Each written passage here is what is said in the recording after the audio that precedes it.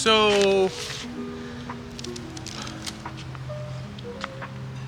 I'm at a point now where I'm gonna get ready to sell my biggest asset, and that is my house. And the reason why I'm doing it is because, well, there's a few reasons why I'm doing it. One, I'm outgrowing the house. The house is, I bought it when I was 21 is when I closed on the house. I was 21 when I closed on the house. Has it really been that long? Wow. it's holy crap. Oh my God. I bought this house when I was 21, bro. And actually no, I'm lying. I wasn't 21. I think I was 23, which is still a long time. It's gonna be 30, but I bought it before the downturn in COVID, which is great because what happened during that time, as you know, is home prices shot up. So I got a nice hunk of equity in this property. Now, when I bought this house and I bought this property, my initial plan was to buy it, quickly fix it, sell it, and go on to the next multifamily deal. However, life didn't work out that way. I bought it, I had my first kid here. I already had my son with me and my wife with me. So, and then we had my daughter, and then we had another daughter. So now I had 2 kids while living in this house. So this house has served me well in the many years that I've had it.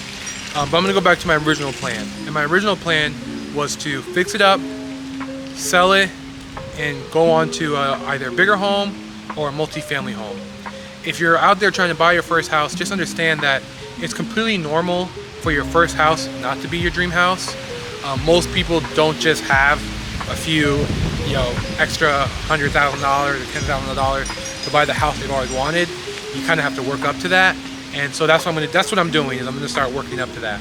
So the benefit I have is that I've been a realtor for since 2017.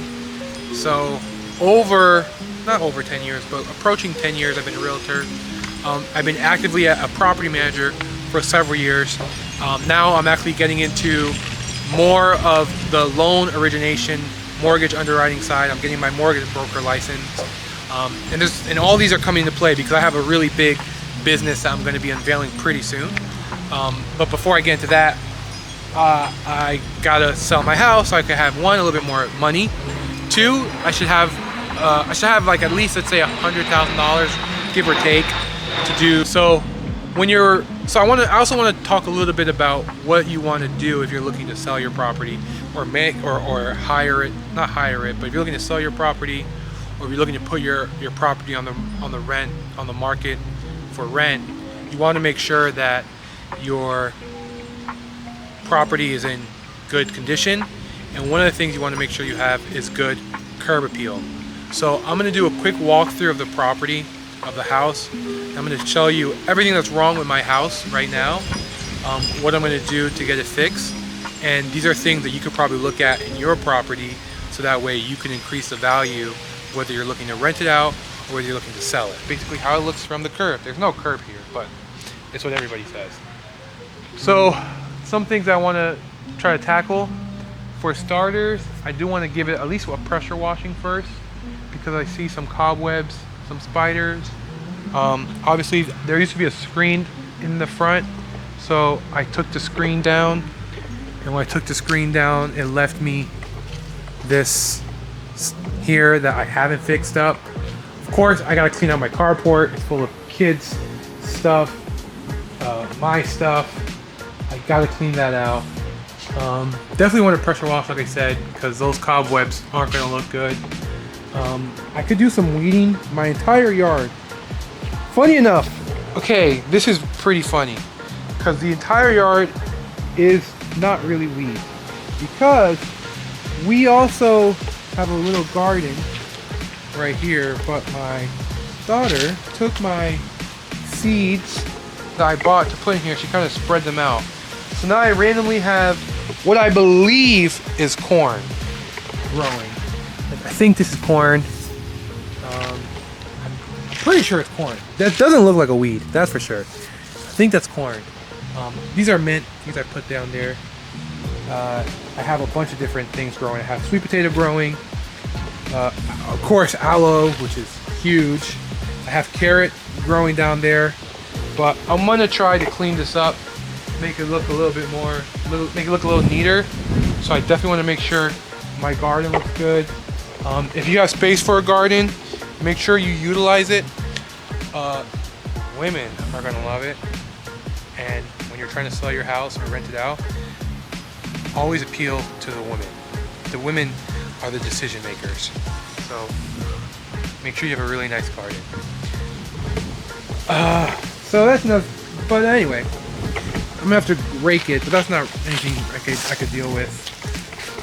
Again, more pressure washing. You see, there's all kinds of cobwebs. I had the windows replaced, so they're not too bad.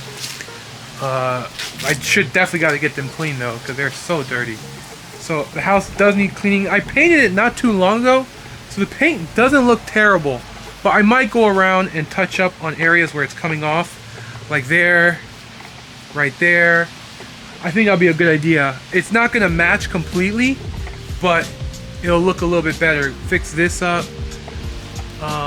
Again, more pressure washing. Do some weeding. I already got the weed killed. I sprayed some weed killer and it did a really good job. So I'm happy about that. I want to try to put something in the backyard area, because one of the best features about this house isn't even really the house per se. It's that it's on the water.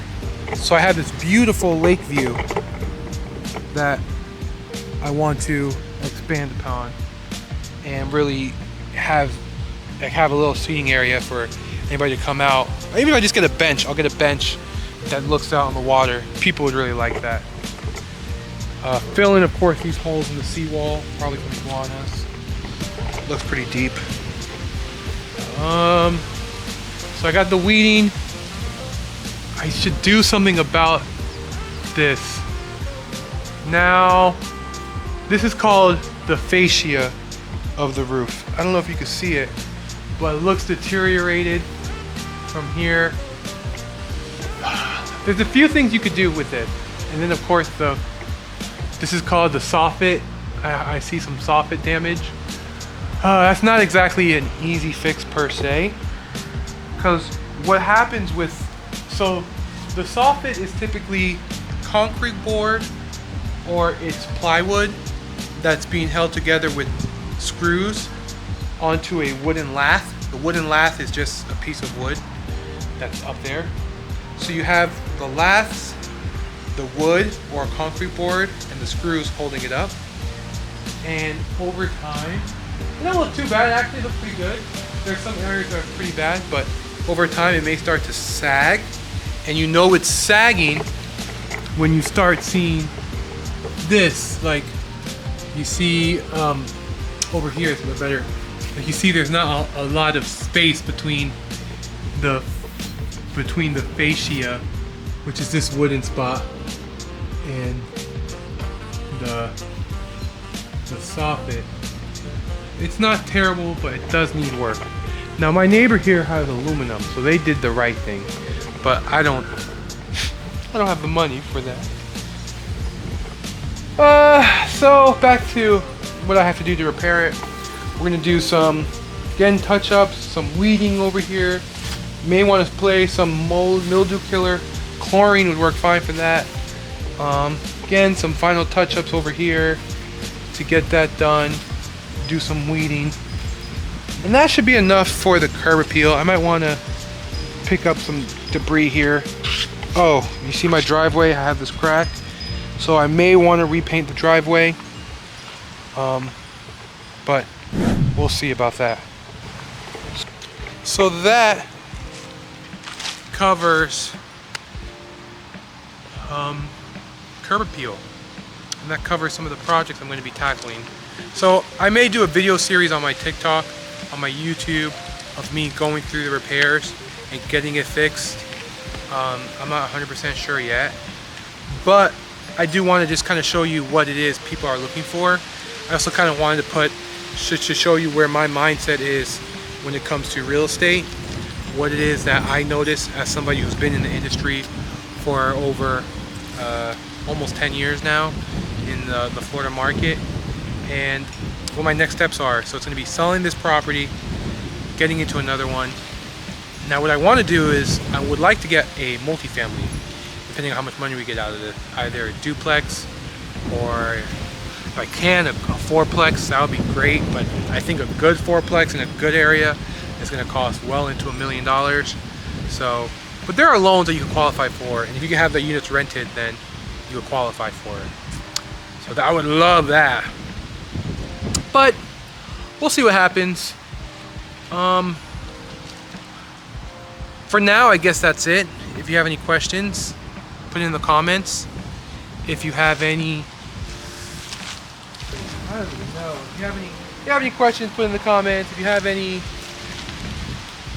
at all, question, comments. You like it, you don't like it, subscribe, like it, follow. That's gonna be on my YouTube. And yeah, we're selling our first house.